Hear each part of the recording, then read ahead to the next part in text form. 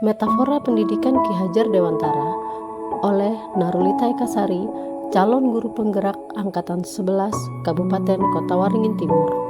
Kita sudah tidak asing lagi dengan nama Ki Hajar Dewantara yang dikenal sebagai tokoh pendidikan sekaligus Bapak Pendidikan Nasional Indonesia.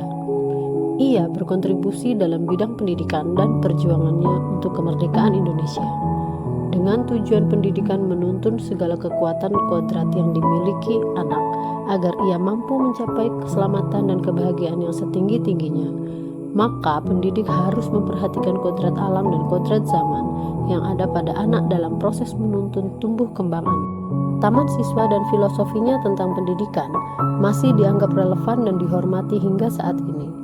Filosofi ini mencerminkan pandangan Ki Hajar Dewantara bahwa pendidik harus mampu menjadi teladan, memberikan semangat, dan memberikan dorongan kepada peserta didik agar mereka bisa berkembang secara optimal. Filosofi tersebut antara lain Ing Ngarso Sung Tulodo, Ing Madya Mangunkarso, Tuturi Handayani. Pendidikan tidak hanya sekedar proses menuntun tumbuh kembangnya anak, tetapi lebih daripada itu.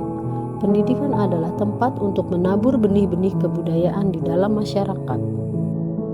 Saya menganalogikan pemikiran Ki Hajar Dewantara dengan kegiatan pembonsaian tanaman. Tanaman yang akan dibonsai diibaratkan dengan peserta didik. Tanaman itu memiliki karakteristik yang berbeda-beda. Jenis tanaman yang sama belum tentu memiliki bentuk dan tinggi yang sama dan mendapat perlakuan yang sama pula. Oleh sebab itu, setiap tanaman akan mendapat pembentukan yang berbeda. Sama halnya dengan para peserta didik yang berasal dari latar belakang yang beragam, mereka memiliki kodratnya masing-masing. Wadah tanam adalah tempat atau media yang digunakan untuk menanam tanaman atau benih. Fungsinya wadah tanam adalah menyediakan lingkungan yang mendukung pertumbuhan tanaman dengan baik, seperti menjaga kelembapan, memberikan nutrisi, dan memungkinkan akar tanaman untuk berkembang. Sekolah diibaratkan seperti halnya wadah tanam yang menyediakan lingkungan kondusif bagi pertumbuhan tanaman agar dapat tumbuh dan berkembang dengan indah. Sekolah pun sudah selayaknya menyediakan lingkungan yang mendukung pertumbuhan akademis dan pribadi siswa untuk mengembangkan dirinya.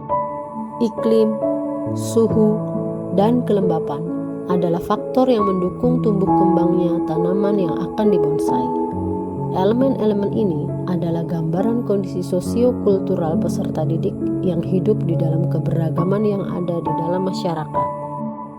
Metode, teknik, dan alat-alat yang digunakan untuk membonsai adalah barang-barang yang digunakan untuk membentuk tanaman agar terlihat indah. Tidak semua alat digunakan dalam membonsai. Pembonsai harus dapat memilih barang-barang untuk diselaraskan dalam kegiatan pembonsaian.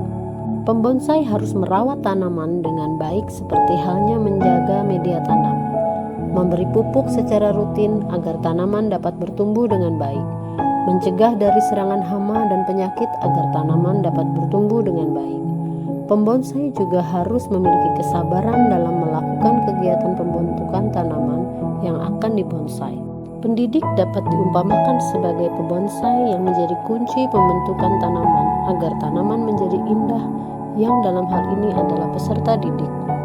Pendidik diharapkan dapat menyediakan lingkungan sekolah yang tepat untuk tumbuh kembangnya peserta didik, memahami kebutuhan peserta didik dan menuntun peserta didik dengan rasa kasih sayang, sehingga peserta didik dapat tumbuh dan berkembang dengan baik, walaupun dengan latar belakang yang berbeda-beda. Dengan kesabaran dan keyakinan bahwa peserta didik dapat menjadi pribadi yang mampu memuliakan dirinya dan orang lain serta mandiri, merdeka secara lahir dan batin. Pembonsai dituntut memiliki kejelian dalam melihat rupa, bentuk, dan karakteristik tanaman sehingga dapat menentukan model, teknik dalam membentuk tanaman. Pendidik diharapkan jeli dalam melihat peserta didik dengan berbagai macam latar belakang sehingga pendidik dapat membentuk peserta didik menjadi manusia yang sesuai dengan kodratnya. Lingkungan sosial budaya turut mempengaruhi tumbuh kembang peserta didik. Dengan demikian, Pendidik harus mawas terhadap kondisi yang dialami peserta didik, sehingga peserta didik dapat tumbuh menjadi manusia yang dapat menyelaraskan cipta, rasa, karsa, dan karya. Terima kasih. Salam guru penggerak. Tergerak, bergerak, menggerakkan.